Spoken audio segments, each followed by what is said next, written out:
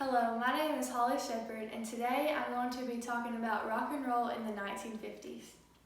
Rock and roll music, if you like it, if you feel it, you can't help but move to it. That's what happens to me, I can't help it. This is a famous quote from the man who is said to change rock and roll music forever, the King, Elvis Presley. Presley entered the 1950s with a bang and impacted society and rock and roll in many ways.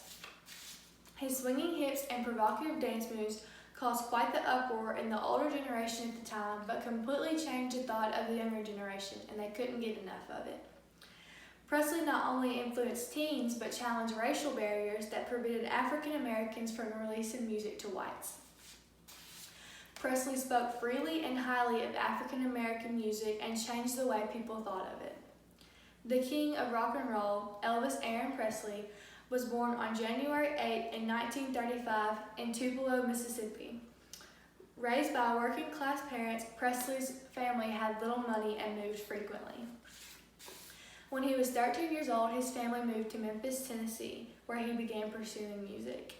As a teenager, Elvis's musical influences were pop, country music, gospel hymns that he sang in church, as well as the black R&B that he heard on historic Beale Street. After graduating high school in 1953, he worked many jobs but continued pursuing his musical dream.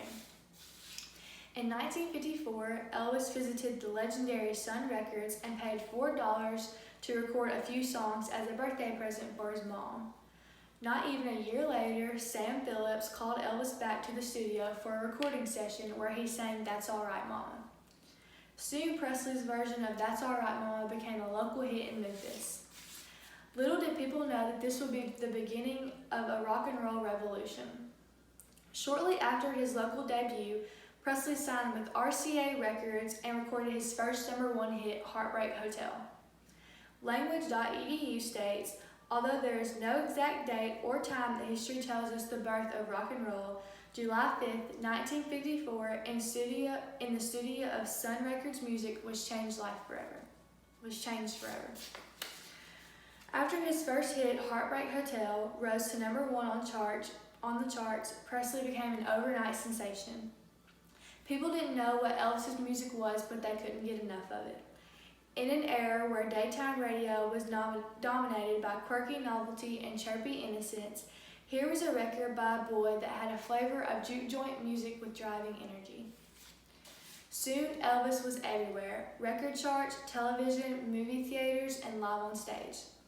One of his first television appearances was the Milton Berle Show, where he sang his latest hit, Hound Dog, and danced with intense and provocative dance moves. This caused an uproar in parents and critics who were disgusted with what they saw. However, the younger generation loved it. The girls fell in love with him and the boys wanted to be him.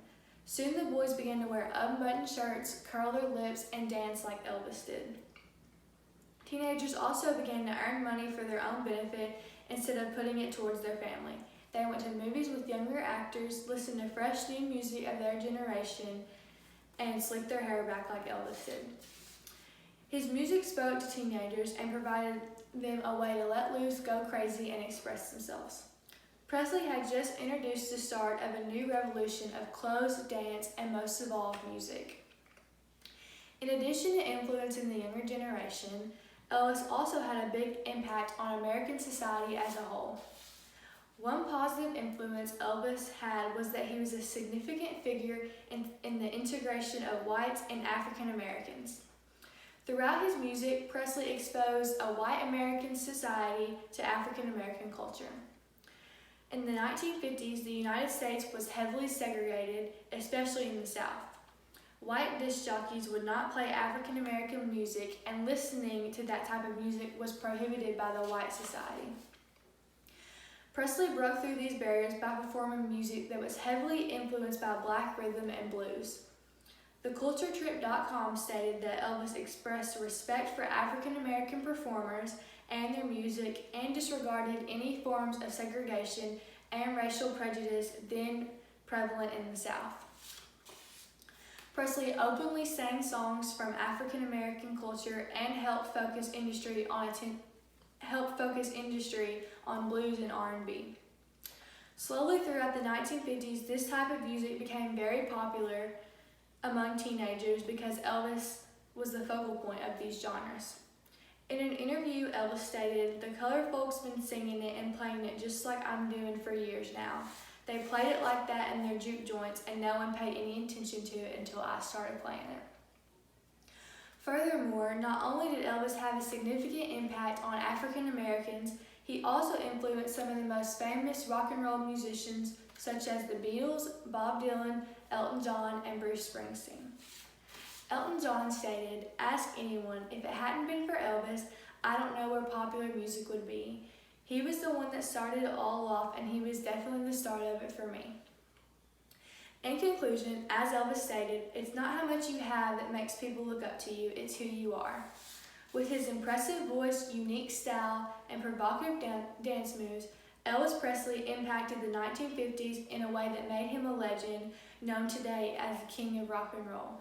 And as Elvis said, thank you very much.